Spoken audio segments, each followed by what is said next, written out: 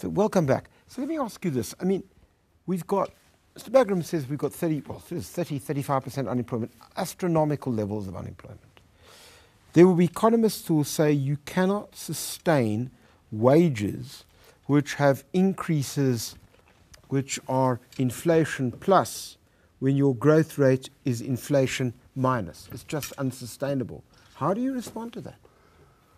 Again, let's go back to the logic, the political logic, why we are arguing for the national minimum wage. I've already mentioned poverty and associated with low pay of the South African workers. I've already mentioned the fact that we're trying to address inequalities, in particular income inequalities. But here is the second reason. You need a national minimum wage, which basically means that you decide politically that you're going to increase the base to acceptable levels, and we're patching it towards the minimum living level to liberate workers from the poverty wages. Why you want to do so? You're not just saying that they must have money. You want them to have money, disposable income at their back pockets, in particular when you combine that with the need for other social protections, public transport system, a better working health system, and all Fair of enough. that. Let's just deal with the social wage separately, because I accept that from it. You carry on. Let me come back to this point. Okay. An economy such as South Africa, 35% unemployment, 23 million people in poverty, 12 million people spending a night without anything or to eat, and all of that, require a workforce that is able to drive the growth of that economy through spending. That's the crisis of South Africa today. The South African workers are far too poor to be able to demand the goods that are being produced by other workers who are in the manufacturing sector in the main. But you're in a global economy where if you get out-competed, you cannot then sell your products. No. Let's separate the points again. In Brazil, and let's start here, in South Africa, contrary to what Mike is saying about the relationship between the minimum wages and the jobs, in South Africa, the minimum wage was introduced for farm workers. And the DA said there's going to be a job loss bloodbath because 40%. Those protections are not required, and that employers and the weekly organized farm workers must be able to determine their wages. But the contrary to that, jobs increased in the agricultural sector in South Africa at the back of a minimum wage of... All right. Well, that's a reality. In Brazil, during the period of a minimum wage, 17 million jobs were created.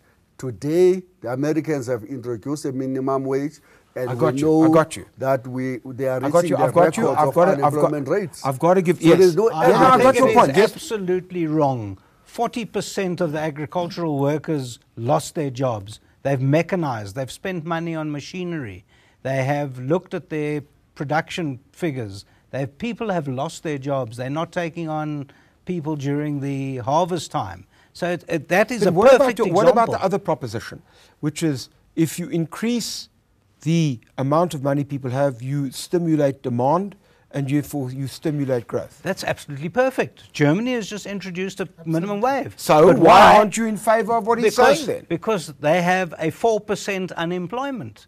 We are people are standing on the side of the road with nothing. But we are growing at 1.5%. Surely we've got to turbocharge our growth rate. Well, look, and that's why I say the DA is looking at this issue. The real issue is... You're looking whilst Rome's burning. No, we've got to look like what Mr. Ramaphosa has asked us to do. He's looked at minimum wage for domestics hasn't created unemployment. All right. That has stayed stable. It didn't create any jobs, but it stayed stable. But a minimum wage for the agricultural sector destroyed them. And the real issue is... All right, we can talk about figures, but what do you say? Won't you therefore contribute to some level of greater unemployment? Well, for us is that the law as it stands now says, in terms of minimum wage, when the minister considers bringing a sector determination, and any sector has got to consider two things. One, the ability of the employer to pay whatever level that you put on the table to the ability of the level that you put dealing with poverty, taking people out of poverty. Now, you've got to try and balance those two acts, which that's why I'm saying that the level that we reach at, there's no doubt from our side we agree, if you put a level that is too high, you're going to have more unemployment. It's going to affect jobs. If you put a level that is too low, it's not going to take people out of poverty. And how do you know, therefore, how do you know that your level is not going to create more unemployment? No, let me explain. This thing is quite simple. That's why you hear the DA is going to look, the ANC is going to investigate. You will never get it right by simply wanting to get some consensus. This is a measure of government intervention. You should intervene in the economy. And when you intervene in favor of the weak. You can't get it wrong. How can you get it wrong? This fallacy of loss of jobs doesn't happen. Look, you don't have to be an economist to understand the following logic. If you have people with disposable income, they're going to spend on goods. Somebody has to manufacture those goods. That's how you create jobs. There's no ways that a minimum wage and creating spending. There's a variety of different ways that you can do that. You can increase the social wage that people have. Yes. You can have a basic income grant. No, you but can that's do why a whole range of things, absolutely, which is what you're talking about, without imposing but that's what we're saying as well. But the problem is, we're saying you can't do it as a silver bullet. You have to do it as a package of many other measures, labor brokers, all these things about the casualization of work. Get into this debate. Employers don't simply deliberately unemploy people. The argument, I think, that Mr. Bagraim the employer's job is to maximize their profits. Sure, but and they regard human beings as a cost. So if I was an employer, I would say do the same. What do you do? How do you maximize profit? You lower your costs. And that's the fallacy of the logic. But you also, it depends. Also depends on the level of productivity. Aren't you concerned about that? Well, thank you very much for that, because that's another false argument that gets thrown. How are you going to, everyone says, yeah, but you say nothing about productivity. How are you going to get maximum productivity from hungry workers who are getting slave wages, who are weak, who are unhealthy? You are going to get more productivity for people who get a decent wage, who get paid, and who are able to then yield better productivity. Right. And that's another stimulant for the economy. So let me ask you this, so I can see this. Well, let me just ask you very briefly, and then we're going to take a break. But aren't you worried I can about see what you wanted to say. Yeah, the red. Two reds, yes. No, I can see. Not that there's necessarily. Let me ask you the following. Couldn't resist that. Aren't you worried about the fact that we then become uncompetitive in the international world? That other manufacturing countries are just going to outcompete us? Again, evidence doesn't show that. Why not?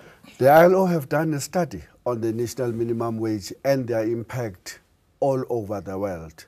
And they have come to the conclusion that if you patch it at a particular level, that it is not too high or too low, you will not have job losses. Okay, I accept now that. That's a study. All right. I'm sorry to cut you short. I'm going to let you have an opportunity. I have to take a break, and then we'll come back to the point.